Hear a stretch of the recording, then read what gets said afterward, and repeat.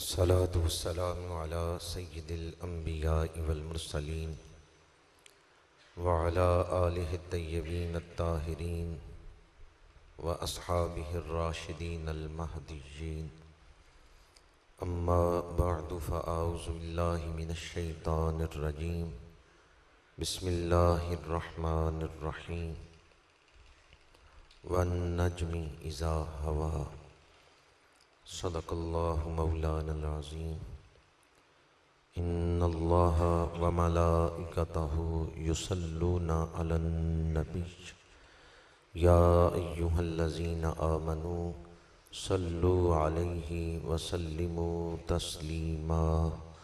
الصلاة والسلام عليك يا رسول الله وعلى آلك وأصحابك يا حبيب الله. الصلاة والسلام عليك يا خطيب الأنبياء والمرسلين وعلى آلك وأصحابك يا رحمة للعالمين. فاضل نوجوان حضرت علامہ مولانا محمد زمان جلالی صاحب زیدہ مجدہ، فاضل ذیشان حضرت علامہ مولانا محمد زبیر چشتی صاحب، قرۃ عیون الصلحاء صوفی باصفا حضرت قبلہ پیر محمد حنیف سیفی صاحب زیدہ مجدہ، فاضل نوجوان حضرت علامہ مولانا غلام شبیر چشتی صاحب، استاذ الحفاظ نجم القراء حضرت مولانا قاری محمد یعقوب جلالی صاحب، انتہائی قابل احترام علماء کرام، مہمانان ذی وقار، برادران اسلام، حاضرین و سامعین، شب جمعۃ المبارک ہے، مسجد کا پاکیزہ ماحول ہے، درس قرآن پاک اور زیارت تبرکات شریفہ کی نسبت سے محفل پاک میں ہم حاضر ہیں۔ ہم اللہ کا جتنا بھی شکر ادا کریں وہ کم ہے کہ اس نے گناہ بخشوانے اور نیکیوں میں اضافہ کرنے کا یہ موقع ہمیں عطا فرمایا ہے۔ جمعۃ المبارک کی جو رات ہے جو کہ شروع ہو چکی ہے، یہ بڑی فضیلت والی رات ہے۔ حدیث پاک ہے کہ اس رات فرشتے نازل ہوتے ہیں جن کے ہاتھوں میں چاندی کے ورق اور سونے کے قلم ہیں۔ جو لوگ حضور پہ درود پڑھتے ہیں فرشتے ان کی فہرست تیار کرتے ہیں۔ الصلاۃ والسلام علیک یا رسول اللہ وعلی آلک واصحابک یا حبیب اللہ۔ یا رسول اللہ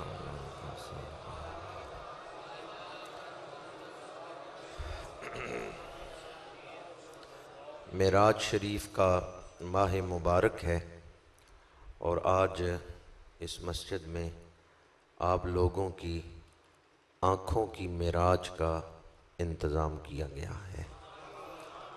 کیا خیال ہے آپ کا؟ امام الانبیاء صلی اللہ علیہ وآلہ وسلم کے وجود پاک کے ساتھ نسبت رکھنے والی چیزوں کی زیارت ہو جائے تو آنکھوں کی معراج نہیں ہوگی؟ آج اس محفل میں حاضر ہونے والوں کے لیے ان کی آنکھوں کی معراج کا انتظام کیا گیا ہے۔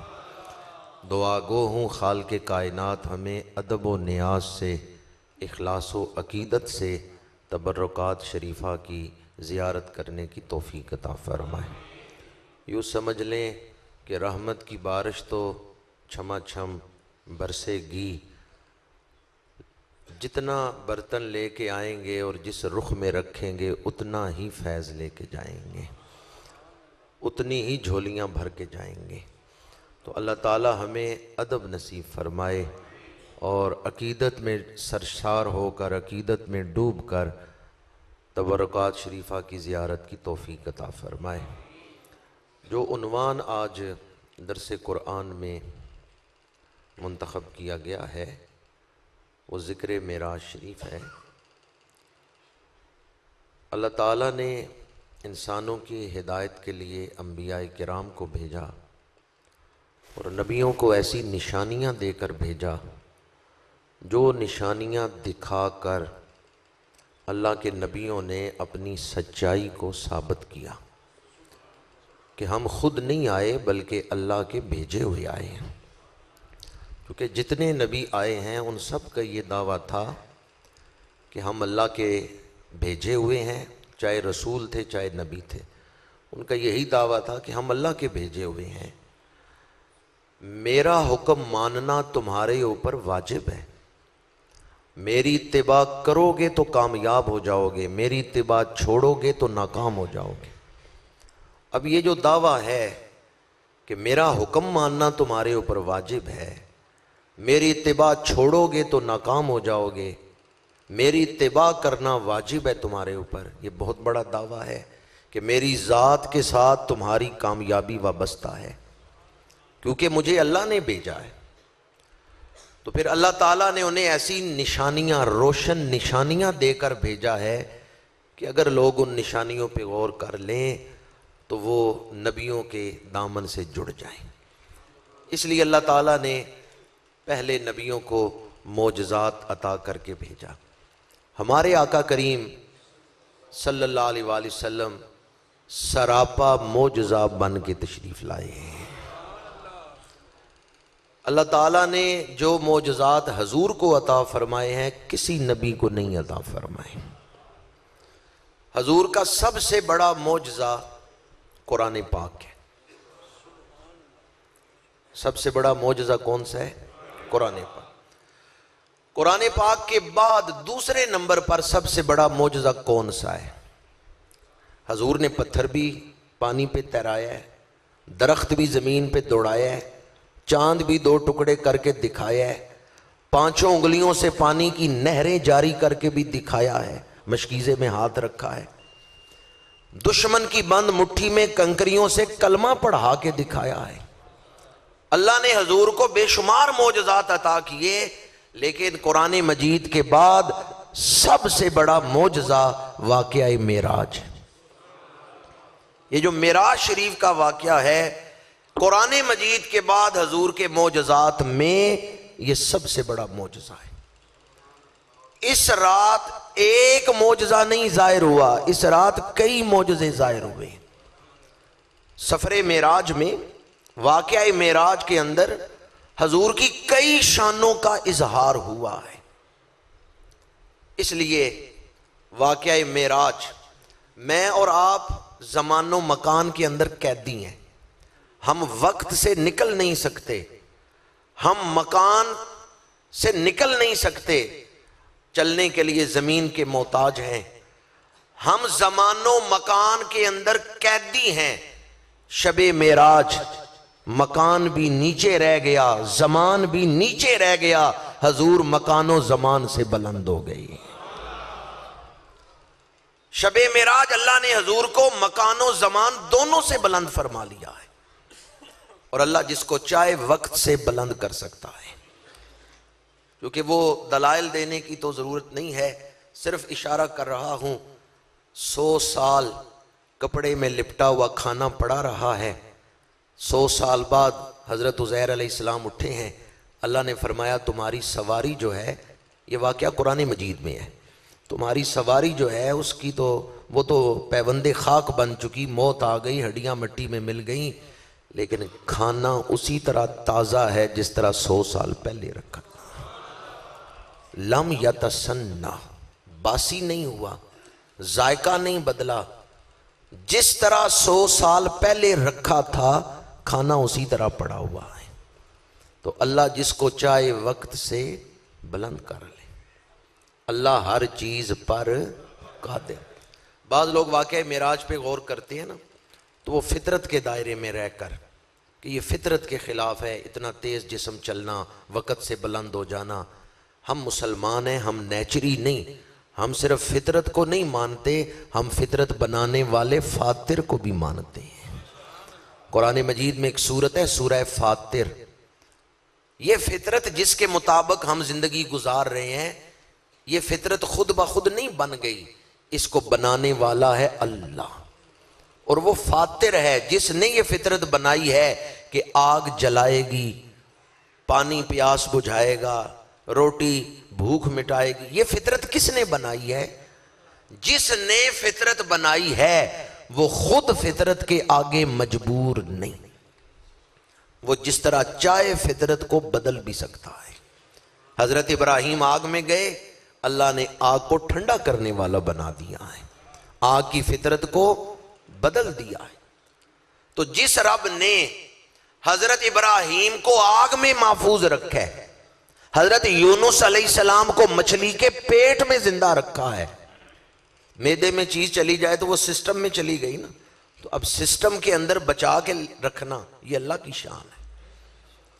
حضرت یونس علیہ السلام مچھلی کے پیٹ میں اللہ کا ذکر کرتے رہے ہیں، تسبیح پڑھتے رہے ہیں، لا الہ الا انت سبحانک انی کنت من الظالمین۔ جس رب نے حضرت صالح علیہ السلام کے لیے تخلیق کی فطرت کو بدلا ہے کہ پتھر کو چیر کے جوان اونٹنی کو پیدا کر دیا ہے۔ پتھروں سے جاندار نہیں پیدا ہوتے، پتھر پھٹا ہے اور جوان حاملہ اونٹنی پیدا ہو گئی۔ جس رب نے حضرت ابراہیم کے لیے، حضرت یونس کے لیے، حضرت صالح کے لیے، حضرت عزیر علیہ السلام کے لیے فطرت کو بدل دیا، اسی رب نے شب معراج اپنے محبوب کے لیے زمان و مکان کی فطرت کو بدل دیا ہے۔ آسان سا جواب یہی یاد رکھیں کہ ہم صرف فطرت کو نہیں مانتے، ہم فطرت بنانے والے فاتر کو بھی مانتے ہیں، اور جس نے فطرت بنائی ہے وہ خود فطرت کے آگے مجبور نہیں۔ اللہ کریم نے رات کے تھوڑے سے حصے میں مسجد حرام سے مسجد اقصیٰ تک حضور کو سیر کرائی، پھر مسجد اقصیٰ سے سدرۃ المنتہا تک، پھر سدرۃ المنتہا سے لا مکان جہاں کسی کا ذہن نہیں جا سکتا، کعبہ قوسین کی قربتوں میں او ادنا کی خلوتوں میں اللہ نے محبوب کو اپنا دیدار کروایا ہے۔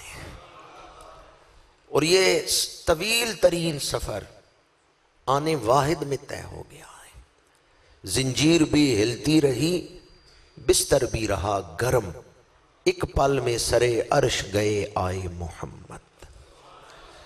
اب اس پر لوگ جتنے بھی اعتراض کرتے ہیں اس عقیدے پر، ان سب کا آسان ترین جواب میں نے آپ کے سامنے پہلے بیان کر دیا ہے کہ سی معراج اک راز محبتاں دا، نہیں سی کسے دی سمجھ وچ آن والا، سدیا طالب تے گیا مطلوب اوتھے، جبریل سی صد لے جان والا، بازے آخدے بنا دروازیاں دے کیویں گیا او عرشاں تے جان والا، ابر عقل دا ایتھے دخل کیے جانے جان والا یا لے جان والا، جانے جان والا یا لے جان والا۔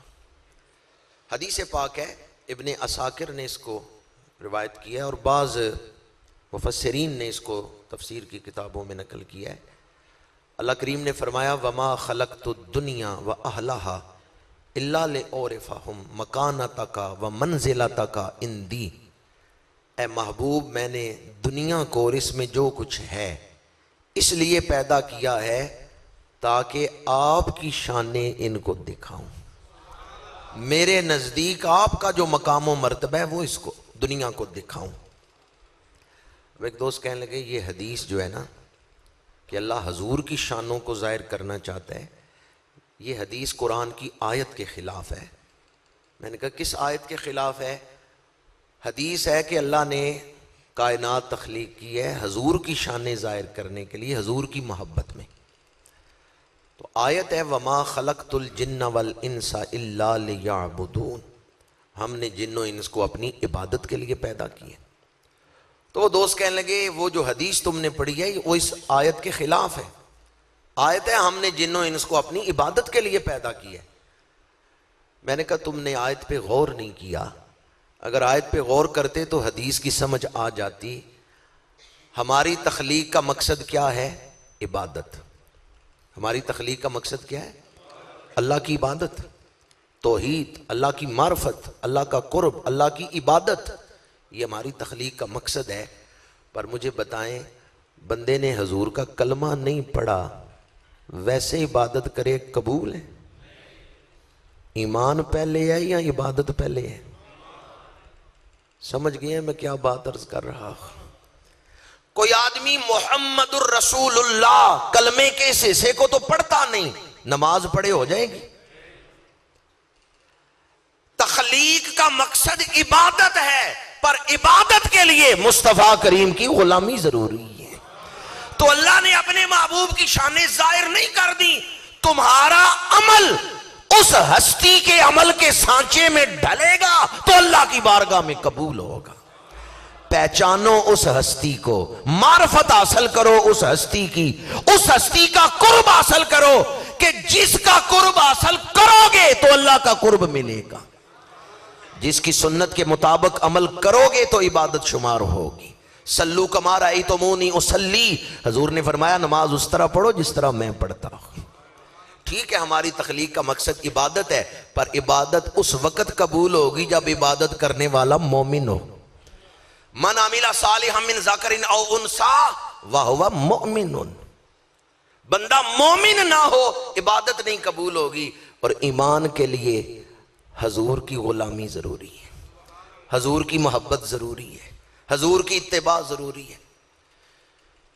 معراج کی رات سے پہلے حضور اعلان نبوت فرما چکے ہیں اور ایک عرصہ گزر چکا ہے تبلیغ کرتے ہوئے، لیکن ابھی اللہ نے حضور کی شانیں نہیں ظاہر فرمائی۔ معراج کی رات اللہ نے حضور کی شانیں ظاہر فرمائی۔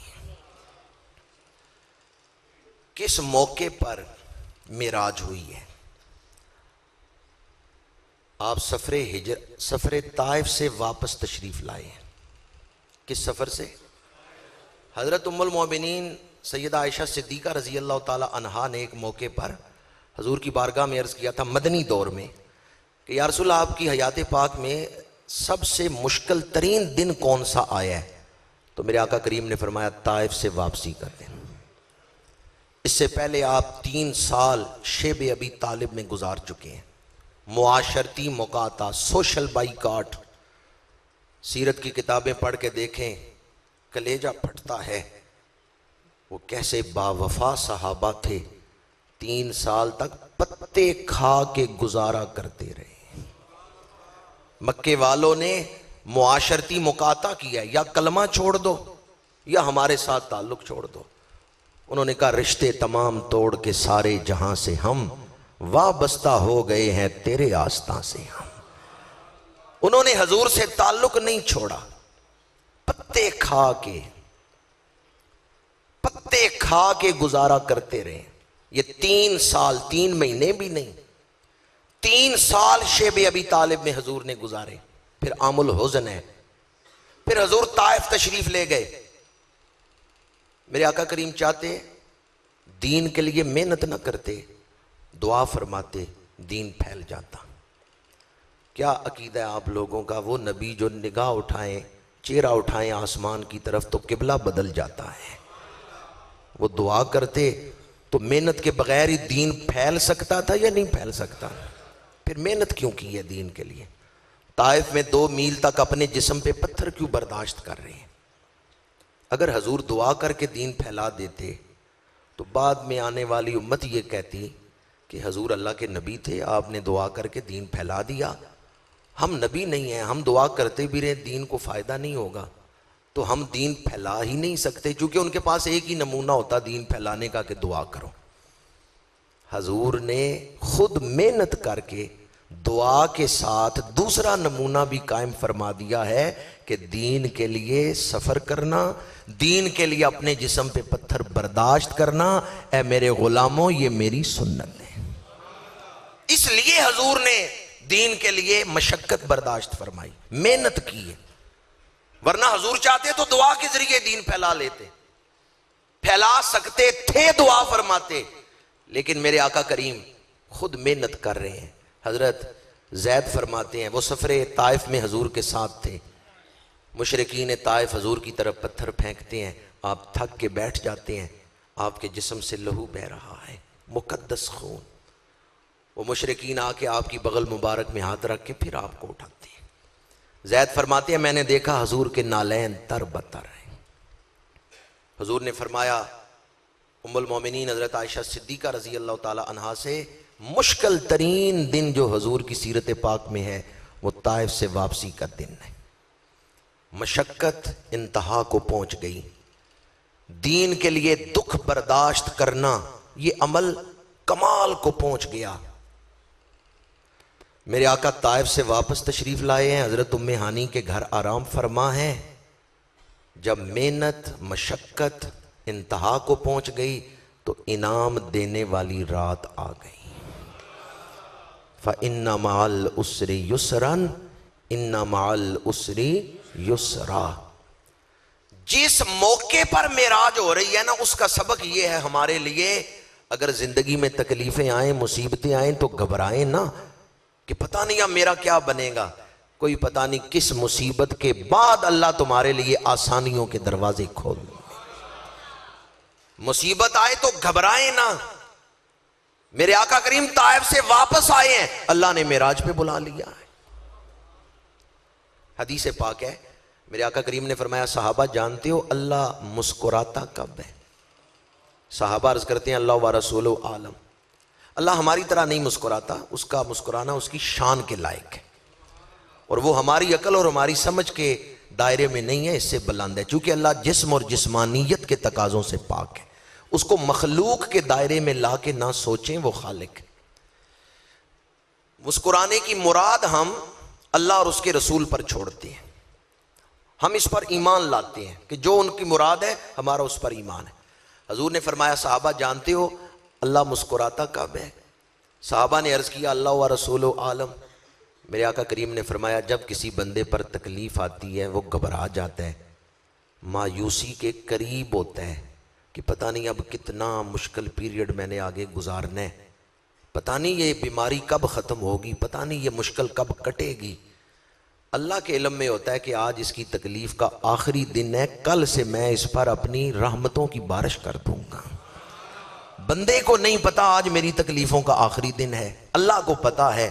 بندہ گھبرا کے سوچ رہا ہے کہ پتہ نہیں کتنا عرصہ میں بیمار رہوں، کتنا عرصہ تنگ دست رہوں. اللہ فرشتوں سے فرماتا ہے دیکھو میرا بندہ گھبرایا ہوا ہے مصیبت سے اور اس کو نہیں پتا آج اس کی تکلیف کا آخری دن ہے، کل سے میں اس پر رحمتوں کے دروازے کھول رہا ہوں. تو میں آپ کی خدمت میں زندگی کو آسان بنانے کے لیے یہ وظیفہ عرض کر رہا ہوں. جب کبھی آپ گھبرا جائیں نا دنیا کے مسائل سے، وضو کریں، 2 نفل پڑھیں، قبلہ رخ لیٹ جائیں، چہرہ قبلہ کی طرف کر کے زمین پہ لیٹ جائیں، ہتھیلی رخسار کے نیچے رکھیں اور 3 دفعہ سورہ علم نشرہ کے یہ کلمات مقدسہ پڑھیں فَإِنَّ مَعَ الْعُسْرِ يُسْرًا إِنَّ مَعَ الْعُسْرِ يُسْرًا. کتنی دفعہ پڑھنے ہیں؟ حضرت عبداللہ بن عباس رضی اللہ تعالی عنہما فرماتے ہیں کہ میرے اوپر جب بھی مشکل وقت آئے میں 3 دفعہ یہ کلمات پڑھ کے ابھی اٹھتا نہیں ہوں، اللہ میری مشکل دور فرما دیتا ہے.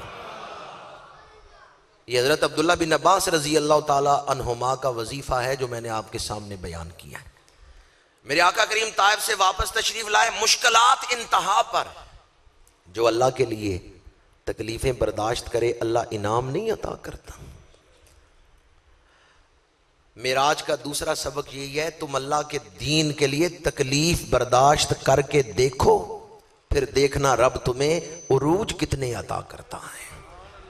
آج کا مسلمان چاہتا ہے مجھے کسر بھی کوئی نہ لگے، مجھے قربانی بھی کوئی نہ دینی پڑے، مجھے محنت بھی کوئی نہ کرنی پڑے اور میرا درجہ بھی خواجہ ویسے کرنی کے قریب قریب پہنچ جائے. آج کا مسلمان یہ چاہتا ہے محنت بھی نہ کروں اور درجے بھی بلند لے لوں.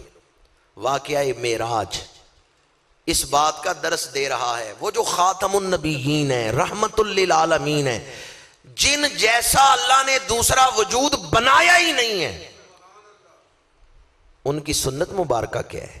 دین کے لیے محنت کر رہے ہیں، اللہ نے عروج عطا فرمایا ہے، معراج عطا فرمائی ہے. حضرت ام ہانی کے گھر حضور آرام فرما ہے. جبریل امین آئے، اللہ کریم نے حکم دیا ہے جنت سے براق لو، ہزاروں فرشتوں کو ساتھ لو، میرے نبی کو معراج پہ آنے کی دعوت دو. آج کی رات کائنات بنائے جانے کا مقصد پورا ہوگا اور کائنات بنائی گئی اللہ کی معرفت کے لیے. کنت کنزا مخفیا فاحببت ان اعرف فخلقت الخلق. آج کی رات حضور اپنے سر کی آنکھوں سے اور دل کی آنکھوں سے اپنے رب کا دیدار کریں گے، کائنات بنائے جانے کا مقصد پورا ہو جائے گا۔ جبریل آئے، حضرت ام ہانی کے مکان کی چھت سے اندر داخل ہوئے، دیکھا حضور آرام فرما ہیں۔ 3 روایتیں ہیں، ایک روایت یہ ہے کہ حضرت جبریل امین نے نہیں اٹھایا، حضور خود اٹھ بیٹھے ہیں۔ دوسری روایت یہ تھی کہ حضرت جبریل امین نے اپنے پر حضور کے قدموں سے مس کیے، اور تیسری روایت یہ ہے کہ حکم آیا قبل قدمیہ، میرے محبوب کے قدموں کی تلیوں کو بوسہ دے، تو فرشتوں کے سردار نے حضور کی تلیاں چومی ہیں، حضور اٹھ کے بیٹھ گئے ہیں۔ جب جبریل تلیاں چوم رہے ہیں تو فرشتوں کے سردار کا تاج کہاں ہے؟ حضور کے قدموں میں ہے۔ جبریل حضور کی تلیاں چوم کے زبان حال سے اعلان کر رہے ہیں، یا رسول اللہ میرے پروں کی بڑی پرواز ہے، میں ایک لمحے میں سدرہ سے منا کی وادی میں آ سکتا ہوں، میں ایک لمحے میں سدرہ سے کنان کے کنویں میں آ سکتا ہوں، میرے پروں کی بڑی پرواز ہے، پر جو آپ کے قدموں کی رفتار ہے نا وہ میرے پروں کی پرواز نہیں۔ 14 طبقیں تو ماں جس دی سیر دیاں، کون کرے گا ریساں اس دے پیر دیاں، کھائی قرآن خاک گزر کی قسم، اس کفے پاکی حرمت پہ 14 طبقی تو ماں جس دی سیر دیاں، کون کرے گا ریساں اس دے پیر دیاں۔ میرے آقا کریم اٹھے، تیار ہوئے۔ اعلیٰ حضرت جب چشم تصور سے دیکھتے ہیں نا تو تڑپتے ہیں کہ میں وہاں کیوں نہیں تھا۔ کیمرہ لگا ہوا ہے، تصویر بن رہی ہے، ریکارڈنگ ہو رہی ہے، آواز بھی جو ہے وہ محفوظ ہو رہی ہے، پر میرے دل میں جو جذبات ہیں کوئی چیز ہے جس سے وہ بھی محفوظ ہو جائیں۔ کیمرے سے جسم کی تصویر محفوظ ہو جاتی ہے، ریکارڈنگ سے آواز محفوظ ہو جاتی ہے، پر ہمارے صوفیاء نے جو کتابیں لکھی ہیں نا انہوں نے اپنے دل کی کیفیتوں کی تصویر کھینچ کے صفوں پہ رکھ دی ہے۔ ان کے باطن میں جو کیفیتیں تھیں، صوفیاء کے اشعار بھی اسی قسم سے ہیں، اسی قبیل سے ہیں، وہ ان کے دل کی کیفیات ہیں۔ اس لیے اولیاء کرام کی کتابیں پڑھیں تو ان کی روح سے فیض حاصل ہوتا ہے۔ انہوں نے اپنی کیفیات کو کتابوں میں بند کر دی ہے۔ اب اعلیٰ حضرت کی کیفیت کیا ہے؟ کہتے ہیں خدائی دے صبر جانے پر غم، دکھاؤں کیوں کر تجھے وہ عالم، جب ان کو جھرمٹ میں لے کے قدسی جنا کا دولہ بنا رہے تھے۔ خدائی دے صبر جانے پر غم، میں وہاں کیوں نہیں تھا، میں خدمت میں لے کیوں نہیں کھڑا تھا، جب فرشتے حضور کی خدمت میں کوئی نالین پیش کر رہے، کوئی امامہ شریف پیش کر رہے، میں بھی ہوتا خدمت کے لیے حاضر ہوتا، حضور کی خدمت میں پیش ہوتا۔ خدائی دے صبر جانے پر غم، دکھاؤں کیوں کر تجھے وہ عالم، جب ان کو جھرمٹ میں لے کے قدسی جنا کا دولہ بنا رہے تھے۔ حضور حضرت ام ہانی کے گھر سے مسجد حرام میں تشریف لائے، کعبہ شریف کا طواف کیا، 2 نفل پڑھے، حتیم کے اندر لیٹ گئے۔ کہاں لیٹے ہیں؟ یہ سفر شروع ہے تو کعبہ شریف سے شروع ہے، اور ذہن میں اس کا جو مقام ہمارے ہاں آخری حد آتی ہے وہ عرش عظیم ہے، اس سے آگے وہاں ذہن ہی نہیں جاتا، تصور نہیں کر سکتا۔ جو کعبہ قوسین ہے او ادنا، اس کا ہم تصور نہیں کر سکتے۔ سفر شروع ہوا ہے کعبہ شریف سے۔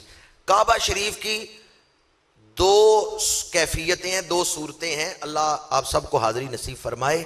کعبہ شریف کا ایک حصہ، کعبہ شریف کے 2 حصے ہیں، ایک حصہ چھتا ہوا ہے، ایک حصہ چھت کے بغیر ہے، وہ بھی کعبے کا حصہ۔ جو حصہ چھتا ہوا ہے نا اسے کعبہ کہتے ہیں، اور جو اس پر چھت نہیں ڈالا گیا لیکن ہے کعبے کا ہی حصہ، دیوار بنائی گئی ہے، اس کو حتیم کعبہ کہتے ہیں۔ کتنا کرم کیا ہے میرے آقا کریم نے، جب یہ کعبے کی دوبارہ تعمیر ہوئی تھی نا تو اس وقت 4 دیواروں پہ چھت ڈالا گیا تھا، یہ حصہ چھوڑ دیا گیا تھا۔ امیر لوگ تو اس حصے میں جا سکتے ہیں، اپروچ والے خاص، کہ جب وہ کعبہ دیوار اس کا دروازہ کھلتا ہے چھت والا حصہ تو وہ اس کے اندر جا کے نوافل پڑھ کے آتے ہیں۔ غریب تو پھر ساری عمر سکتے ہی رہتے، ترستے ہی رہتے کہ میرے بھی اپروچ ہوتی، میرا بھی گورنر مکہ سے تعلق ہوتا، وہ مجھے بھی کعبے کے اندر لے جاتا۔ اللہ رحمان نہیں، اس نے ایک حصہ چھت کے بغیر ہی کھلا رکھوا دیا ہے۔ اب یہ تمہارے شوق کی بات ہے کہ وہاں جا کے اگر کوئی حتیم کے اندر نفل پڑھے تو یہی سمجھے میں کعبے کے اندر نفل پڑھ رہا۔ حضور نے جہاں سے معراج شروع فرمائی نا، حضرت ام ہانی کے گھر جہاں حضور پہلے آرام فرماتے، وہ جگہ ترکیوں نے برآمدے میں محفوظ رکھی ہوئی تھی، لیکن نئی عمارت میں اب انہوں نے اس کے نشان مٹا دیے۔ یہ جو حتیم والی جگہ ہے اس کو تو نہیں نہ ختم کر سکتے، اس کی نشانیاں تو نہیں مٹا سکتے نا۔ حضور نے جب معراج کی رات طواف کی ہے، حتیم کے اندر تشریف لائے ہیں، یہاں آپ لیٹے ہیں، آرام فرما ہوئے ہیں۔ اگر کوئی سفر معراج کی ابتدا جہاں سے حضور نے سفر شروع کیا ہے وہاں نفل پڑھنا چاہے تو وہ حتیم کعبہ کے اندر جا کے نفل پڑھ لیں۔ یا اللہ جو محبت سے سبحان اللہ کے اسے حتیم کے اندر نفل پڑھنے کی توفیق عطا فرما۔ میرے آقا کریم نوافل سے فارغ ہوئے ہیں، آرام فرما ہوئے ہیں، لیٹے ہیں، آنکھ لگ گئی ہے۔ پھر میرے آقا کریم کی ایک شان ظاہر ہوئی ہے، شک صدر۔ جبریل امین نے سینہ چاک کیا ہے۔ حدیث پاک ہے، میرے آقا کریم فرماتے ہیں میرا سینہ چیرا گیا، میں دیکھ رہا تھا، دل نکالا گیا، میں دیکھ رہا تھا۔ اور یہ شک صدر بھی بیداری میں واقعہ پیش آئے۔ دل مبارک چیرا گیا، میں دیکھ رہا تھا، دل دھویا گیا، میں دیکھ رہا تھا، انوارات بھرے گئے، میں دیکھ رہا تھا۔ اب یہ جو میں نے درمیان میں ایک لفظ بولا دل کو غسل دیا گیا، تو کوئی یہ نہ سمجھے کہ معاذ اللہ کوئی نامناسب چیز دل میں تھی جس کو دھو کے نکالا گیا ہے۔ کائنات میں تمام مخلوقات کے اندر سب سے پاک دل ہے تو اللہ کے رسول کا دل ہے۔ ہر نبی کا دل پاک ہے، لیکن حضور تو سید المعصومین ہے، حضور تو خاتم المعصومین ہے۔ اس قلب مبارک میں کوئی ناپاکی والی چیز یا نامناسب چیز موجود ہی نہیں تھی۔ پھر دھونے کا مطلب کیا ہے؟ پھر غسل دینے کا مطلب کیا ہے؟ کسی چیز کو غسل دینا یہ ہمیشہ اس کو پاک کرنے کے لیے نہیں ہوتا، بلکہ بعض اوقات اس سے پاکی حاصل کرنے کے لیے بھی ہوتا ہے۔ میں نے 2-3 دفعہ یہ منظر دیکھا، آپ میں سے کئی لوگوں نے دیکھا ہوگا، غسل کعبہ، کعبے کو غسل دیتے ہیں تو عربی لوگ جب غسل دے کے نکلتے ہیں نا تو بوتلیں پکڑی ہوئی ہیں۔ میں نے ایک عربی سے پوچھا کعبے کے اندر کوئی ٹوٹی لگی ہے جس سے پانی بھر کے لائے ہو؟ اس نے کہا نہیں، اندر سے غسل دیا ہے نا تو غسل والا پانی میں لے کے آیا ہوں۔ میں نے کہا غسل والا پانی محفوظ کر کے کیوں لے کے آئے ہو؟ اس نے کہا یہ پانی کعبے کی دیواروں سے لگا ہے، اب یہ مزید برکت والا پانی ہو گیا ہے۔ غسل ہمیشہ ناپاکی دور کرنے کے لیے نہیں، بلکہ کسی چیز کو غسل اس لیے بھی دیا جاتا ہے تاکہ اس سے برکت حاصل کرے۔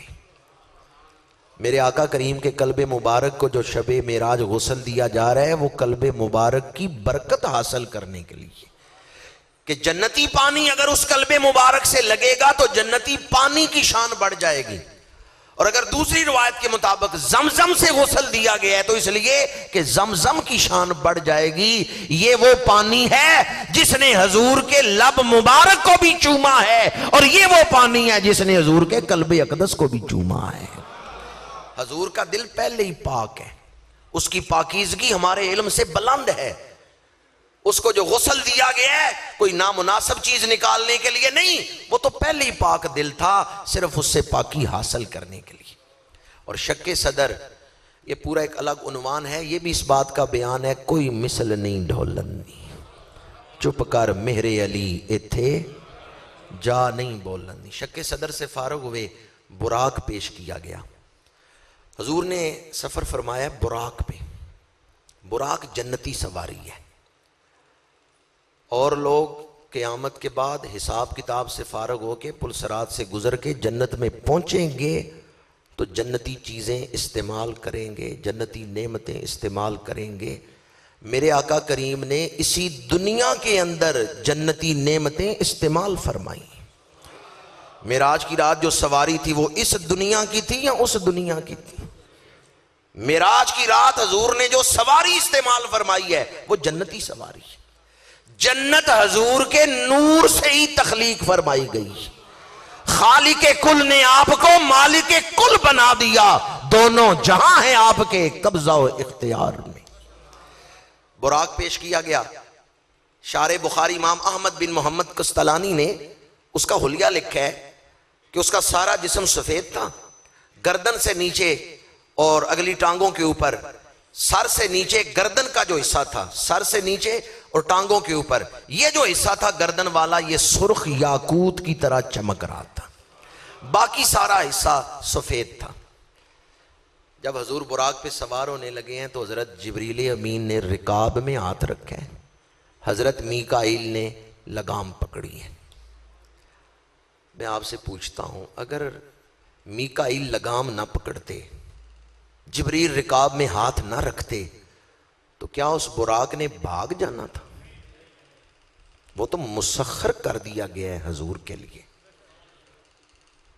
پھر یہ لگام کیوں پکڑ رہے ہیں، یہ رکاب کیوں پکڑ رہے ہیں؟ یہ ہے خدمت رسول۔ خادم کون ہے؟ فرشتے، بلکہ فرشتوں کے سردار، وہ خدمت کر رہے ہیں۔ معصوم ہیں، فرشتے معصوم ہوتے ہیں، بخشے ہوئے ہیں، حضور کی خدمت کر رہے ہیں۔ شب معراج ہمیں یہ سبق مل رہا ہے، کوئی کنفرم بخشا ہوا ہو نا، پھر بھی حضور کی خدمت نہ چھوڑے۔ کنفرم بخشا ہوا ہو، گناہوں سے پاک ہو، معصوم ہو، نوری ہو، پھر بھی حضور کی خدمت نہیں چھوڑ سکتا۔ اس کی سعادت حضور کی خدمت میں ہے۔ فرشتے حضور کی خدمت کر رہے ہیں اور حضور کے خادموں میں اپنا نام لکھوا رہے ہیں۔ ہمارے ایک بزرگ فرمایا کرتے تھے، جس نے شب معراج حضور کی خدمت کی ہے وہ فرشتوں کا سردار بن گیا، اور جس نے شب ہجرت خدمت کی ہے وہ امت کا سردار بن گیا، وہ صحابہ کے سردار بن گئے۔ دو راتیں بڑی اہم راتیں ہیں، ایک شب ہجرت، ایک شب معراج۔ جس نے شب معراج خدمت کی ہے وہ سید الملائکہ، اور جس نے شب ہجرت خدمت کی ہے وہ سید الصحابہ۔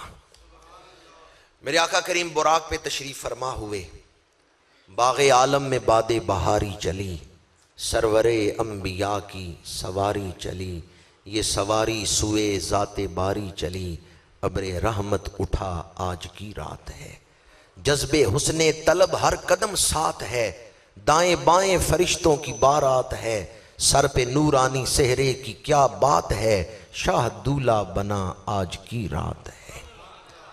سیدھا آسمانوں کی طرف نہیں حضور تشریف لے گئے۔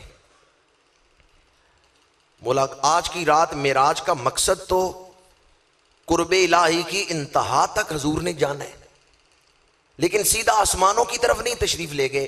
اللہ نے روٹ کیا منتخب کیا ہے؟ ضمنی طور پر اس سفر کے 3 مرحلے ہیں۔ ایک مرحلہ ہے مسجد حرام سے مسجد اقصیٰ تک، مسجد اقصیٰ میں حضور کا ایک جلوہ ظاہر ہوا ہے۔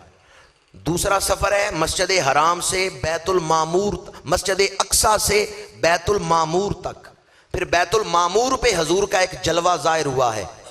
پھر حضور سدرۃ المنتہا پہ تشریف لے گئے، اور سدرۃ المنتہا سے تیسرا مرحلہ سفر کا شروع ہوا ہے۔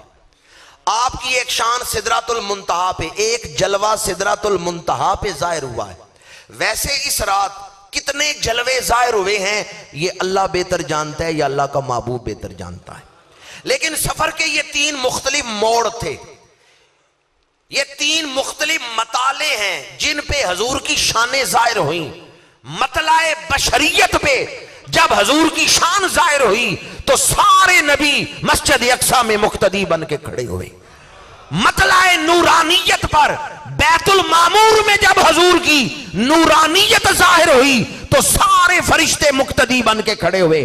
یہ نبی بھی فرشتے بھی پیچھے مقتدی بن کے کھڑے ہیں تو زبان حال سے یہی اعلان کر رہے ہیں، خلق سے اولیاء، اولیاء سے رسول، اور رسولوں سے اعلیٰ، اور رسولوں سے اعلیٰ۔ میرے آقا کریم کس روٹ سے، اللہ نے کس راستے سے حضور کو گزارا ہے؟ 15ویں پارے کی پہلی آیت میں اس سفر کا ایک مقصد بیان کیا گیا، لِنُرِيَهُ مِنْ آیَاتِنَا، تاکہ ہم اپنی نشانیاں دکھائیں۔ اب میں آپ کی بڑی توجہ چاہوں گا، علماء بیٹھے ہیں، ان سے پوچھیں بخاری شریف میں، مسلم شریف میں حدیث معراج پڑھ کے دیکھیں. حضور مکہ شریف سے نکلے ہیں، مدینہ منورہ کی سرزمین آئی. جبریل عرض کرتے ہیں یا رسول اللہ یہاں آپ ہجرت کر کے تشریف لائیں گے، یہ آپ کی جائے ہجرت ہے. حضور براق سے اترے ہیں، 2 نفل پڑھے. آگے سفر شروع ہوا. مدین حضرت شعیب علیہ السلام کا مکان. یا رسول اللہ یہ مکان ہے حضرت شعیب علیہ السلام کا. حضرت موسیٰ یہاں رہے ہیں حضرت شعیب کی خدمت میں. حضور براق سے اترے ہیں، 2 نفل پڑھے. پھر آگے اگلا سفر شروع ہے. یا رسول اللہ یہ بیت اللحم ہے، یہاں حضرت عیسیٰ کی ولادت ہوئی ہے. حضور براق سے اترے ہیں، 2 نفل پڑھے ہیں، پھر سوار ہوئے ہیں، پھر اگلا سفر شروع ہے. میں آپ کی خدمت میں یہ نکتہ عرض کرنا چاہتا ہوں، جن جگہوں کو اہل اللہ کے ساتھ نسبت ہو جائے، جب وہاں سے گزریں تو 2 نفل پڑھنا حضور کی سنت ہے. سمجھے میں کیا کہہ رہا ہوں؟ برکت والی جگہوں پہ جائیں تو 2 نفل پڑھا کریں. داتا صاحب جائیں نا، اللہ کے ولی کے قدم چومے اور سرزمین نے. ایک بزرگ ایک قادسیہ کے میدان میں، تو میدان کو چومنے لگے. مریدوں نے پوچھا حضرت اس میدان میں کیا چیز ہے جس کو آپ چوم رہے ہیں؟ کہا اس میدان نے صحابہ کے گھوڑوں کے قدم چومے ہیں، جو اللہ کے دین کی سربلندی کے لیے میدان میں نکلے تھے. اس زمین نے ان کی سواریوں کے قدم چومے ہیں. میں قادسیہ کی جنگ لڑنے والوں میں تو نہیں تھا، ان کے قدم چومنے والی زمین کو تو بوسہ دے سکتا. اللہ والوں کے قدم جہاں لگے ہیں وہ جگہ برکت والی ہے. مکان شعیب علیہ السلام مدین کے مقام پر، بیت اللحم حضرت عیسیٰ کا میلاد وہاں ہوا ہے. میلاد پیغمبر والی جگہ پہ جائیں تو 2 نفل پڑھیں. یہ بھی شب معراج سے سبق مل رہا ہے. ہیں وہ جگہیں برکت والی، لیکن ان کی برکت حاصل کرنے کے لیے حضور نے امت کو ایک طریقہ بتایا. ویسے میرا عقیدہ یہ ہے کہ حضور جہاں تشریف لے جاتے ہیں آپ کے وجود سے ان جگہوں کو نسبت ملتی ہے، ان کو برکت ملتی ہے، ان پر رحمت ہوتی ہے. اعلیٰ حضرت نے نہیں لکھا نعمتیں بانٹتا جس سمت وہ ذیشان گیا، ساتھ ہی منشی رحمت کا قلم دان گیا. تو حضور نے وہاں نفل کیوں پڑھے ہیں؟ تاکہ امت کو سبق مل جائے، امت کے لیے یہ سنت بن جائے. آپ میں سے کوئی بندہ ہاتھ تو کھڑا کرے جو اپنے پیر خانے جا کے نفل شکرانے کے پڑھتا ہو. ہاتھ نہیں کھڑے کروانا چاہتا، دل پہ دستک دینا چاہتا ہوں. ماشاءاللہ احسان صاحب نے بھی ہاتھ اٹھایا ہے اور بھی ایک بزرگوں نے ہاتھ اٹھایا ہے. میں صرف آپ کی توجہ اس طرف کروانا چاہتا.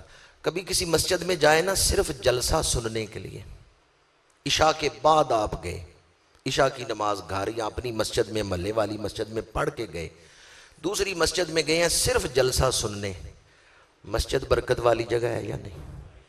تو وہاں بیٹھنے سے پہلے 2 نفل پڑھ لیں، یا جتنی دیر بیٹھے اٹھتے ہوئے آنے سے پہلے نفل پڑھ لیں. مسجد سے سجدہ کیے بغیر نہ گزریں. اور یہ گزارش میں ان سے بھی کروں گا جو مسجد کی صفائی کرنے آئیں یا مسجد میں کوئی بجلی کا کام کرنے آئیں. کوئی کام مسجد میں کرنے آئیں نا، 1 گھنٹہ آدھا گھنٹہ مسجد میں کام کرنا ہے تو صرف کام کر کے نہ چلے جائیں، مسجد سے برکت حاصل کر کے جائیں. ان نفلوں کو کہتے ہیں تحیۃ المسجد. برکت والی جگہ پہ جائیں تو نوافل پڑھیں. دوسرا نقطہ میں عرض کرنا چاہتا ہوں، انسانی تاریخ میں معراج شریف سے لمبا سفر اور معراج شریف سے تھوڑے وقت میں سفر نہ پہلے کسی نے کیا ہے نہ آئندہ کوئی کرے گا. سفر کی جو مسافت ہے نا، فاصلہ جو ہے وہ کسی کے حساب کتاب میں نہیں، اور وقت کیا ہے؟ 1 لمحہ. میں آپ سے پوچھتا ہوں اتنا طویل سفر ہے، جب سفر لمبا ہو تو ہم کہتے ہیں جلدی کرو جی جلدی کرو جی. یہ حضور نفل کتنے پڑھ رہے ہیں؟ مدینہ منورہ میں کتنے نفل پڑھے ہیں؟ 2. مکان شعیب علیہ السلام پہ مدین میں کتنے نفل پڑھے ہیں؟ بیت اللحم میں، مسجد حرام میں جا کے 2. اگر کوئی 1 نفل بھی جائز ہوتا نا، جس طرح کہ بعض لوگ کہتے ہیں ابھی نماز کی 1 رکعت بھی ہو سکتی ہے، وہ وتر جو پڑھتے ہیں 1 رکعت پڑھتے ہیں. اگر 1 رکعت نماز ہوتی تو حضور شب معراج 1 رکعت پڑھ لیتے. جب حضور 2 ہی پڑھ رہے ہیں جبکہ سفر بھی بڑا لمبا ہے, مسافت بھی بڑی ہے, اور 2 ہی پڑھ رہے ہیں, تو اس کا مطلب یہ ہے کم از کم نماز کی رکعتیں کتنی ہیں؟ 2. 1 رکعت کی نماز نہیں ہے, کم از کم 2 رکعتیں ہیں جن کے بعد قاعدہ کرنا ہے. حضور نے سفر معراج میں جہاں بھی نماز ادا فرمائی ہے, حالانکہ طویل سفر ہے, لیکن 2 رکعتیں پڑھ کے ہی حضور تشریف لے گئے. بیت اللحم سے گزرے, پھر مصر. مسلم شریف میں حدیث پاک ہے, مررت علی موسیٰ لیلۃ اسری بی عند الکثیب الاحمر وہو قائم یصلی فی قبرہ. فرمایا میں حضرت موسیٰ علیہ السلام کی قبر کے اوپر سے گزرا, میں نے دیکھا حضرت موسیٰ قبر میں کھڑے ہیں اور نماز ادا فرما رہے ہیں. قبر میں کھڑا کون ہوتا ہے, زندہ یا مردہ؟ پتا چلا نبی قبروں میں تو زندہ ہے واللہ, تو زندہ ہے واللہ, میری چشم عالم سے چھپ جانے والے. کھڑے تھے تو کر کیا رہے تھے؟ نماز پڑھ. آخر نماز میں کوئی ایسی لذت تو ہے کہ نبی قبروں میں جا کے بھی نماز نہیں چھوڑتے. یا اللہ ہمارے دلوں کو بھی نماز کی وہ لذت عطا فرما. بندے کو چائے پینے کی لذت آ جائے نا تو 1 کپ پی کے کہتا ہے بھئی بڑی اچھی چائے تھی, 1 کپ اور دے دو. اگر نماز پڑھنے کی لذت آ جائے نا تو 2 نفل پڑھ کے بندہ پھر 2 اور نیت کر لے, پھر نماز کی طرف اس کا دل کھچے گا. ویسے میرا ایک تجربہ ہے, میں آپ کی خدمت میں بھی عرض کر رہا ہوں, 40 دن تکبیر اولیٰ کے ساتھ نماز پڑھ کے تو دیکھیں. 40 دن آپ نہ چھوڑیں نماز کو, پھر انشاءاللہ نماز نہیں چھوڑے گی آپ کو. کوئی ہے جو آج ارادہ کرے؟ تجربہ تو کر کے دیکھیں. 40 دن تکبیر اولیٰ کے ساتھ نماز پڑھیں. ٹھیک ہے دنیا کے کام بڑے ہیں, میں نے شروع میں بھی کہا آج کا مسلمان چاہتا ہے مجھے کسر بھی کوئی نہ لگے, قربانی بھی کوئی نہ دینی پڑے, اور میرا مقام بھی خواجہ ویسے کرنی کے قریب پہنچ جائے. اگر ان بلندیوں کو, اللہ کے قرب کو حاصل کرنا ہے, پھر کوئی قربانی تو دینی پڑے گی, پھر کوئی کسر تو کھانی پڑے گی. آپ صرف ایک نماز کو ٹھیک کر لیں کہ خضوع و خشوع سے ادا کریں, نماز آپ کی ساری زندگی پر نیکیوں کا رنگ چڑھا دے گی. حضرت موسیٰ قبر میں بھی نماز پڑھ رہے ہیں. آخر نماز میں کوئی ایسی لذت تو ہے کہ نبی قبروں میں جا کے بھی نماز نہیں چھوڑتے. میرے آقا کریم مسجد اقصیٰ پہنچے, وہاں سارے نبی حاضر ہیں اور حضرت موسیٰ بھی وہاں حاضر ہیں.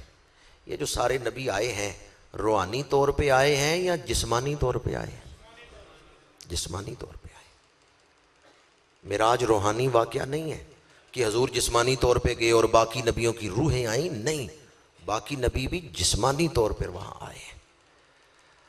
اب کوئی یہ کہے بھی حضرت موسیٰ تو قبر میں تھے, تو حضور کے وہاں پہنچنے سے پہلے حضرت موسیٰ کیسے پہنچ گئے مسجد اقصیٰ میں؟ حضور اپنی رفتار سے نہیں جا رہے تھے, حضور براق پہ بیٹھے ہوئے تھے. حضرت موسیٰ اپنی رفتار سے گئے ہیں, اور نبوت کی رفتار براق کی رفتار سے بہرحال زیادہ ہیں, اس لیے حضرت موسیٰ پہلے مسجد اقصیٰ میں پہنچ گئے. ورنہ جہاں تک حضور کے عروج کا تعلق ہے, جہاں حضور تشریف لے گئے ہیں وہاں کسی کا وہم اور تخیل بھی نہیں پہنچ سکتا. تو یہ بات یاد رکھیں, انبیاء کرام جسمانی طور پر مسجد حرام میں جمع ہوئے. جس مسجد میں ایک نبی آ جائے اس مسجد پہ نور چھا جائے, تو جس مسجد میں سارے نبی آ جائیں, سارے نبی جمع ہوں, اس مسجد پہ کتنا نور ہوگا. میرے آقا تشریف لائے, نبیوں نے کھڑے ہو کے سلام پیش کیا ہے, السلام علیکہ یا اولو, السلام علیکہ یا آخرو, السلام علیکہ یا حاشرو. انبیاء سلام پیش کر رہے ہیں. میرے آقا کریم صلی اللہ علیہ وآلہ وسلم پر سلام پڑھنا ساری زندگی کوئی اس عمل کی فضیلت بیان کرتا رہے, زندگی ختم ہو جائے گی, درود و سلام کی فضیلت نہیں ختم ہوگی. ایک انداز یہ ہے کہ ہم محفلوں کے آخر میں کھڑے ہو کے ہاتھ باندھ کے سلام پڑھتے ہیں. تو بعض لوگ کہتے ہیں بھی کھڑے ہو کے ہاتھ باندھ کے سلام پڑھنا قیام لغیر اللہ ہے, لہٰذا یہ شرک ہے, یہ جائز نہیں ہے. شب معراج نبیوں نے جو استقبالیہ سلام پڑھا ہے وہ کھڑے ہو کے ہی پڑھا ہے. اس سے بھی آسان دلیل دے رہا ہوں، نماز جنازہ کی دوسری تکبیر میں آپ کیا پڑھتے ہیں؟ دوسری تکبیر کے بعد کیا پڑھتے ہیں؟ درود شریف۔ یہ درود شریف کھڑے ہو کے پڑھ رہے ہیں یا بیٹھ کے پڑھ رہے ہیں؟ نماز جنازہ اس بات کی دلیل ہے، اگر کھڑے ہو کے ہاتھ باندھ کے درود پڑھنا شرک ہوتا تو کبھی نماز جنازہ میں اس کی اجازت نہ دی جاتی۔ جب نماز جنازہ میں اس کی اجازت ہے تو اس کا مطلب ہے کہ کھڑے ہو کے درود شریف پڑھنا شرک نہیں۔ اور یہ قیام لغیر اللہ نہیں ہے، قیام لحبیب اللہ ہے۔ حضور اللہ کے حبیب ہیں، غیر دور کرتا ہے، حبیب قریب کرتا ہے۔ حضور نے فرمایا میری سواری اس کڑے کے ساتھ باندھی گئی جس کے ساتھ نبیوں کی سواریاں باندھی جاتی تھیں۔ یہ سواری کو باندھنے کا ذکر حدیث میں کیوں آیا ہے؟ اس نے تو بھاگنا نہیں، وہ مسخر کی گئی ہے حضور کے لیے۔ پھر اس کڑے کے ساتھ رسی کو باندھنے کا ذکر حدیث میں کیوں آیا ہے؟ اس لیے تاکہ جب بھی کوئی حدیث معراج پڑھے اسے یہ بات پتہ چل جائے واقعہ خواب کا نہیں ہے، بیداری کا ہے۔ جب اس سواری کو باندھا جا رہا ہے تو اس کا مطلب یہ ہے واقعہ بیداری کا ہے، خواب کا نہیں۔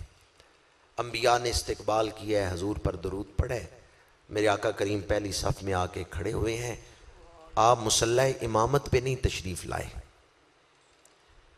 جبریل امین عرض کرتے ہیں یا رسول اللہ صلی اللہ علیہ وسلم، جس جماعت میں آپ موجود ہوں کسی نبی کی جرت نہیں کہ امامت کروا سکے۔ یا رسول اللہ آپ آگے بڑھیں، آپ امامت کروائیں گے۔ اب حضور آگے بڑھے ہیں، سارے نبی پیچھے مقتدی بن کے کھڑے ہیں۔ یہ جو پیچھے کھڑے ہیں نا، یہ اپنے اپنے دور میں اپنے طریقوں کے مطابق نماز پڑھتے رہے ہیں۔ ان کی نماز ان سب کی شریعتوں میں تھی، لیکن طریقہ ادائیگی کا طریقہ مختلف تھا۔ کیا وہ آج اپنے اپنے طریقے کے مطابق پڑھ رہے ہیں یا جیسے حضور پڑھا رہے ہیں ویسے پڑھ رہے ہیں؟ جب سارے نبی حضور کے پیچھے پڑھ رہے ہیں، جیسے حضور پڑھا رہے ہیں وہ ویسے پڑھ رہے ہیں، تو اعلان ہو گیا پہلی ساری شریعتیں منسوخ ہو گئی ہیں، اب عبادت وہی قبول ہوگی جو طریقہ محمدیہ کے مطابق ہوگی۔ حضور کی شریعت ناسخ ہے، پہلے نبیوں کی ساری شریعتیں منسوخ ہو گئی ہیں۔ ان الدین عند اللہ الاسلام، اب قیامت تک نجات وہی پائے گا، ہدایت وہی پائے گا جو رسول اللہ کی غلامی کا پٹا اپنے گلے کی زینت بنا لے گا۔ بس انہیں مانا انہیں جانا، نہ رکھا غیر سے کچھ کام، للہ الحمد میں دنیا سے مسلمان گیا۔ اور دوسرا عقیدہ، سارے نبی پیچھے مقتدی بن کے کھڑے ہیں، سب سے اولا و اعلیٰ۔ نماز سے فارغ ہوئے، مسجد اقصیٰ میں خطبے ہوئے، ان سے فارغ ہوئے، مسجد اقصیٰ سے نکلنے لگے، 2 پیالے پیش کیے گئے، ایک پیالے میں دودھ ہے، ایک میں شراب ہے، آپ ان دونوں میں سے جو چاہیں پسند فرما لیں۔ میرے آقا کریم نے کون سا پیالہ پسند فرمایا ہے؟ نبی کی طبیعت پاکیزہ ہے، جس چیز نے کئی سالوں بعد حرام ہونا ہے نبی نے پہلے ہی اس کو ناپسند فرمایا ہے۔ نبی کی طبیعت میں، مزاج میں پاکیزگی ہے۔ مزاج نبوت سے آشنائی حاصل کریں، مزاج نبوت سے آگاہی حاصل کریں۔ جو حضور کی معرفت رکھتا ہے اسے اللہ کی پہچان ہوگی۔ قبر میں سوال ہوگا حضور کی معرفت کے بارے میں۔ قبر میں جب کوئی جاتا ہے تو 3 سوال ہوتے ہیں، ما ربوں کا، ما دینوں کا، ما کنت تقول فی حق ھذا الرجل۔ تو جب حضور کے بارے میں سوال ہو رہا ہے، اس کا مطلب یہ ہے زندگی دی گئی تھی حضور کی معرفت حاصل کرنے کے لیے، حضور کی پہچان حاصل کرنے کے لیے، حضور کی اطاعت اللہ کی اطاعت، حضور کی رضا اللہ کی رضا۔ تو حضور کی پہچان سے اللہ کی پہچان حاصل ہوگی، حضور کے قرب سے اللہ کا قرب ملے گا۔ کہ آپ نے حدیث نہیں سنی، ان اول الناس بی یوم القیامت اکثرہم علی صلاۃ؟ میرے آقا کریم نے فرمایا تم میں سب سے زیادہ میرے قریب وہ ہوگا جو سب سے زیادہ درود پڑھنے والا ہوگا۔ حضور اپنے قرب کا طریقہ کیوں بتا رہے ہیں کہ یہ کام کرو تو میرا قرب ملے گا؟ اس لیے کہ جسے حضور کا قرب ملے گا وہی نجات پائے گا۔ سمجھ آئیے جو بات میں کر رہا ہوں؟ حضور کے قرب کے لیے ہم سب محتاج ہیں، حضور کے قرب پر نجات کا دار و مدار ہے۔ حضور نے وہ طریقے بتائے جن سے حضور کا قرب ملتا ہے۔ مسند امام زید میں حدیث پاک ہے، باب حسن اخلاق میں، حضور نے فرمایا جس کے اخلاق اچھے ہیں قیامت کے دن وہ میرے قریب ہوگا۔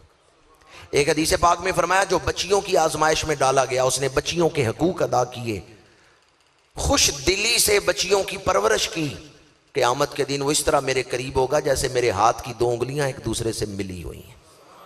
دما اصابعہ، پھر حضور نے انگلیاں ملا کے دکھائی ہیں۔ تو حضور اپنے قرب کے طریقے، راستے، وظیفے، اعمال کیوں بتا رہے ہیں کہ یہ کام کرو میرا قرب ملے گا، یہ کام کرو میرا قرب ملے گا؟ حضور یہ عقیدہ دے رہے ہیں حضور کا قرب ملے گا تو اللہ کا قرب ملے گا، حضور کا قرب ملے گا تو اللہ راضی ہوگا۔ الحمد سے والناس تک پورے قرآن کا خلاصہ اور نچوڑ آپ کو بتا رہا ہوں۔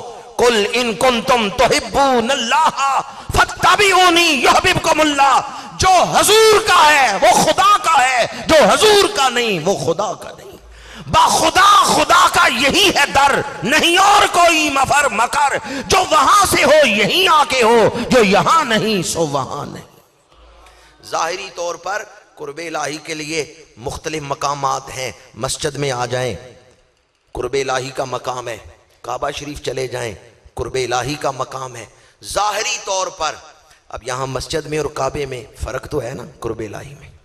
ظاہری طور پر دنیا میں قرب الہی کے مقامات ہمارے لیے مختلف ہیں، جسم کے لیے جسمانی طور پر، لیکن روح کے لیے باطنی طور پر، ایمان کے لیے تمام مقامات قرب الہی ابتدا بھی حضور ہیں، انتہا بھی حضور ہیں۔ تمام قرب الہی کے مقامات کی ابتدا بھی حضور ہیں، انتہا بھی حضور ہیں۔ کوئی حضور کو چھوڑ کر قرب الہی میں ایک قدم بھی نہیں اٹھا سکتا۔ بس انہیں مانا انہیں جانا، نہ رکھا غیر سے کچھ کام، للہ الحمد میں دنیا سے مسلمان کیا۔ جس دور میں آپ زندگی گزار رہے ہیں اس دور میں طرح طرح کی بولیاں لوگ بول رہے ہیں، اس لیے میں معراج کے حوالے سے یہ بات آپ کے سامنے بیان کرنا چاہتا ہوں۔ حضور کی معراج کعبہ کوسین کی قربتوں میں، ہماری معراج حضور کے قدموں میں۔ وہ بڑا خوش نصیب ہے جسے حضور کے قدموں تک پہنچنا نصیب ہو جائے۔ شاید اسی کا نام ہے توہین جستجو، منزل کی ہو تلاش تیرے نقش پا کے بات۔ حضور کا نقش قدم مل جائے نا، یہ بڑی معراج ہے۔ اب یہ جو بات میں عرض کر رہا ہوں شاید بعض لوگوں کے لیے سمجھنا مشکل ہو، آسان کر رہا ہوں۔ جس دور میں آپ زندگی گزار رہے ہیں نا، اس دور میں ٹیلی ویژن پہ بیٹھے بعض اسکالر کہہ رہے ہیں کہ فلاں کام جو ہے نا وہ سنت ہی ہے، تو اگر چھوڑ دیں تو کوئی حرج نہیں ہے، آخرت میں قیامت کے دن سوال نہیں ہوگا۔ میں نام نہیں لے رہا، بعد میں مجھ سے پوچھے تو میں نام بھی بتا دوں گا، یہاں لینا مناسب نہیں سمجھتا۔ اس شخص نے ٹی وی پہ بیٹھ کے کہا، اس نے کہا جی فجر کے 2 فرض، ظہر کے 4 فرض، عصر کے 4 فرض، مغرب کے 2 فرض، عشاء کے 4 فرض اور 3 وتر، بس یہ ضروری ہیں، ان کے بارے میں آخرت میں پوچھا جائے گا، سنتوں کی کوئی ضرورت نہیں ہے۔ اور اسی طرح باقی سنت اعمال پر بھی اسی لہجے میں اس نے بھی سنت ہی ہے نا، یہ نے کہا داڑھی شریف نہیں رکھی، اس نے کہا سنت ہی ہے، اس کو یہ نہیں پتا یہ واجب کے قریب ہے۔ لیکن میں جو بات آپ کے سامنے عرض کرنا چاہتا ہوں، پہلے ہمارے بزرگوں کا، سلف صالحین کا معمول یہ تھا، جب ان کے سامنے بیان ہوتا نا یہ چیز سنت ہے، کہتے تھے اس کو نہیں اب چھوڑنا، یہ سنت ہے، یعنی اس کو اپنانا ہے، یہ سنت ہے، اس کو نہیں چھوڑنا۔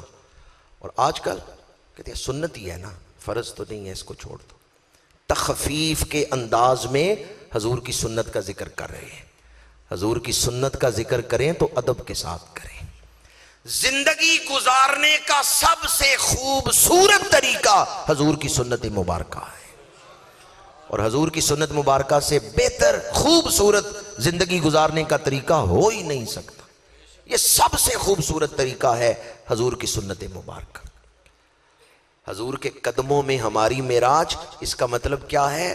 حضور کی سنت اپنا لیں، آپ کی روح بھی معراج آشنا ہو جائے گی۔ آج ارادہ کرتے ہیں کہ میری زندگی حضور کی جن جن سنتوں کے نور سے محروم ہے میں وہ سنتیں اپناؤں گا۔ اور جہاں تک نماز کی سنتوں کا تعلق ہے، اس کے حوالے سے ایک دو حدیثیں آپ کو سنا رہا ہوں۔ فجر کی سنتوں کے بارے میں حدیث پاک ہے، میرے آقا کریم نے فرمایا فجر کی 2 سنتیں دنیا و ما فیہا سے بہتر ہیں۔ یعنی قیامت کے دن جب فجر کی 2 سنتوں کا ثواب ملے گا نا، تو وہ اتنا بڑا ہوگا کہ بندہ سمجھے گا دنیا اور اس کے اندر جتنی دولت ہے وہ مل جاتی تو تھوڑی تھی، فجر کی سنتوں کا ثواب زیادہ ہے۔ ظہر کی جو 4 سنتیں فرضوں سے پہلے ہیں، ان کی فضیلت میں حدیث پاک ہے کہ جو شخص باقاعدگی سے ظہر کے وقت یہ 4 رکعتیں پڑھے، اس نے حتمی طور پر اپنے آپ کو دوزخ کی آگ سے آزاد کروا لیا ہے، اس پر آتش دوزخ حرام ہو گئی۔ اس حدیث کی راوی ہیں ام المومنین حضرت ام حبیبہ رضی اللہ تعالی عنہ۔ عصر کی سنتوں کے بارے میں حدیث پاک ہے، میرے آقا کریم نے فرمایا اللہ اس شخص پہ رحم کرے جو عصر کے وقت یہ 4 رکعتیں ادا کرتا ہے، جنہیں ہم عصر کی 4 سنتیں غیر موقدہ کہتے ہیں۔ ان کی فضیلت میں حدیث پاک ہے اللہ اس شخص پہ رحم کرے۔ مطلب کیا ہے؟ اس پہ رحم ہو گیا چونکہ رحمت للعالمین جو دعا کر رہے ہیں، تو جس پر اللہ کی رحمت ہو گئی اب وہ دوزخ کی طرف جائے گا۔ ظہر کی سنتوں نے اس پر آتش دوزخ کو حرام کروایا، عصر کی سنتیں اور درجے بلند کروا رہی ہیں۔ میں آپ کی خدمت میں عرض کروں گا، آپ نماز کو سنتوں کے ساتھ اور نوافل کے ساتھ دل جمعی کے ساتھ ادا کریں۔ دل جمعی کا مطلب یہ ہے توجہ سے، نماز کو اصل کام سمجھیں، نماز کو ٹمپریری کام نہ بس کیا اور جلدی سے گزر گئے، نہیں، نماز کو وقت دیں، توجہ دیں۔ آج ہماری توجہ ہر سو ہے، یک سو نہیں ہے۔ جب تک یک سو نہ ہو اس وقت تک منزل حاصل نہیں ہوتی، قرب الہی کا مقام حاصل نہیں ہوتا۔ میرے آقا کریم مسجد اقصی میں نبیوں کو نماز پڑھا رہے ہیں۔ سفر معراج میں نماز کا ذکر متعدد مواقع پر ہے۔ حضرت موسیٰ قبر میں نماز پڑھ رہے ہیں، مسجد اقصی میں حضور نماز پڑھا رہے ہیں، بیت المعمور میں پھر نماز پڑھا رہے ہیں۔ تو یہ جو نماز ہے یہ قرب الہی کا انتہائی بلند مقام ہے۔ اور آپ اکثر سنتے ہوں گے کہ مومنین کی معراج نماز میں ہے۔ جب آپ نماز کی شرائط کو پورا کر کے قبلہ رخ ہو کے کھڑے ہوتے ہیں، نیت کر کے تکبیر تحریمہ کہہ کے ہاتھ باندھتے ہیں، جو رحمتیں کعبہ شریف پر برس رہی ہیں نا، ان کا کنیکشن نمازی کے سینے کے ساتھ جڑ جاتا ہے۔ اللہ آنکھیں دے تو ہر شخص دیکھ سکتا ہے وہ رحمت کا کنیکشن، وہ تجلیات کا ایک کنیکشن، پر اللہ ہمیں توفیق دے کہ ہم نماز اخلاص کے ساتھ پڑھ سکیں، خضوع و خشوع کے ساتھ پڑھ سکیں۔ میرے آقا کریم مسجد اقصی سے نکلتے ہیں تو آپ نے دودھ کو پسند کیا ہے اور شراب کو ناپسند کیا ہے۔ آج ہمارے معاشرے میں کئی جگہیں ایسی ہیں جہاں خوشی کے موقع پر، شادی کے موقع پر لوگ اس کو استعمال کر رہے ہیں، یا بعض لوگ ایسے ہیں ان کی اولادیں نشے میں پڑ گئیں، شراب کے علاوہ کئی دوسرے اور قسم کے نشے جو ہیں ان میں وہ پڑ گئیں۔ میں اتنا ہی عرض کروں گا اس موضوع پر، نشہ کسی چیز کا بھی ہو، چاہے چرس کا ہو، افیون کا ہو یا شراب کا ہو، یہ عقل پہ پردہ ڈال دیتا ہے، انسان سے اس کی انسانیت چھین لیتا ہے۔ نشے میں انسان جانوروں والے کام کرتا ہے، ماں بہن کی پہچان ہی نہیں رہتی۔ اور بہت سارے مفسرین نے لکھا ہے کہ اگر کوئی شخص شراب پیے، اس کے منہ سے شراب کی بدبو آ رہی ہو اور آخری وقت آ جائے، اندیشہ ہے ایمان پر خاتمہ نہیں ہوگا، ایمان سلب ہو جائے گا۔ وہ خوراک کتنی بری ہے جو ہم سے ہمارا ایمان ہی چھین لے۔ اس لیے آپ تو خیر بچے ہوئے ہیں، آپ تو نیک لوگ ہیں، مسجد میں آنے والے ہیں، اگر آپ کے جاننے والوں میں کوئی اس نشے میں پڑا ہوا ہو تو اسے نکالیں، اس ضلالت سے، اس ذلت سے اس کو نکالیں۔ اور آپ کہیں بھئی کوئی نہیں نکلتا یا کوئی نکلنا چاہتا ہے لیکن وہ چھوڑ نہیں سکتا، تو میں یہاں یہ بھی آپ کی خدمت میں عرض کروں گا کہ ایک ہے دل کی اصلاح اور ایک ہے دل کی نگرانی۔ اگر بندہ دل کی اصلاح نہ کرے تو پھر ایک وقت آ جاتا ہے جب بندہ دل کی اصلاح کرنا چاہتا ہے پر دل کی اصلاح نہیں ہوتی، دل قابو ہی نہیں آتا۔ دل آنکھ کی طرح نہیں کہ جب چاہیں بند کر لیں جب چاہیں کھول لیں۔ بعض بندے کہتے ہیں نا جب میرا جی چاہا میں توبہ کر لوں گا، میں نیکیاں شروع کر دوں گا۔ اگر آپ مسلسل گناہ کرتے رہیں ایک وقت آئے گا توبہ کرنا چاہیں گے دل توبہ نہیں کرے گا۔ اس لیے زیادہ عرصے تک توبہ کو مؤخر نہ کریں ورنہ گناہ دل میں رچ بس جائے گا۔ گناہ دل کے جوہر کے اندر داخل ہو جائے تو پھر توبہ مشکل ہو جاتی ہے۔ اگر کوئی بندہ یہ کہتا ہے نا جب میں چاہوں گا توبہ کر لوں گا، تو اس کو پتہ نہیں ہے دل چیز کیا ہے۔ دل قابو میں نہیں آتا اتنی آسانی سے۔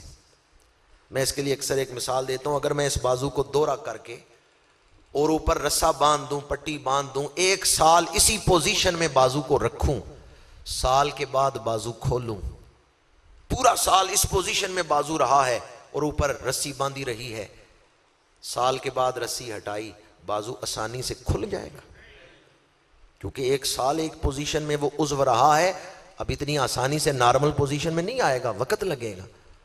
ایک سال آنکھوں پہ پٹی باندھ لیں، پورا سال کھولیں ہی نہ، سال کے بعد پٹی کھولیں، آنکھیں فوراً نہیں دیکھیں گی، دقت پیش آئے گی دیکھنے میں۔ 40 سال دل کو ایک حالت میں غفلت میں رکھا، اب دل بھی اس ایک حالت میں پکا ہو گیا ہے، اس کا رخ آپ موڑنا چاہے نا نیکیوں کی طرف اتنی جلدی نہیں مڑے گا، اس کے لیے بھی وقت لگے گا۔ 40 سال 50 سال، ہاں اللہ کا خاص کرم ہو تو دل پھر جاتا ہے نیکیوں کی طرف، صالحین کی معیت ہو دل پھر جاتا ہے، یا پھر حضور کی خاص نگاہ کرم ہو تو بریلی کے تاجدار کہتے ہیں جس طرف اٹھ گئی دم میں دم آ گیا اس نگاہ عنایت پہ۔ اگر آپ چاہتے ہوں کہ میرے دل سے برائیوں کی محبت گناہوں کی محبت نکل جائے، میرا دل اصلاح پا جائے، حضور پہ درود پڑھیں۔ آپ درود پڑھیں گے حضور توجہ فرمائیں گے، جب حضور توجہ فرمائیں گے دل سے میل نکل جائے گی۔ اس لیے درود شریف اخلاق سنوارنے کا وظیفہ ہے۔ ایک دفعہ درود شریف محبت سے پڑھ دیں۔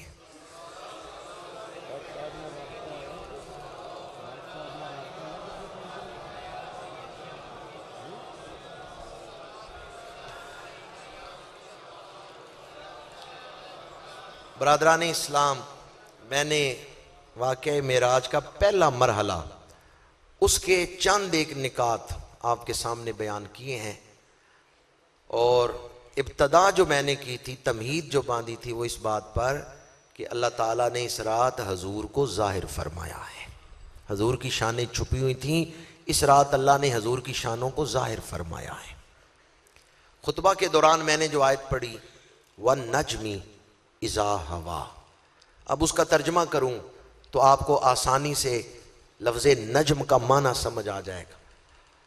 عربی زبان میں نجم کہتے ہیں ظاہر ہونے کو۔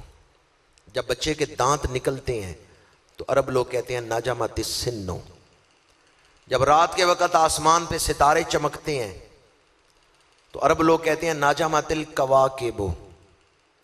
تو نجم کا لفظ لغوی اعتبار سے ظاہر ہونے کے لیے، وَالنَّجْمِ اِذَا ہَوَا، مفسرین نے لکھا ہے اللہ نے قسم حضور کی اٹھائی ہے۔ حضرت امام جعفر صادق رضی اللہ تعالیٰ عنہ کا قول ہے النجم ہوا محمد صلی اللہ علیہ وآلہ وسلم۔ اس آیت میں جو نجم ہے اس سے مراد حضور ہیں۔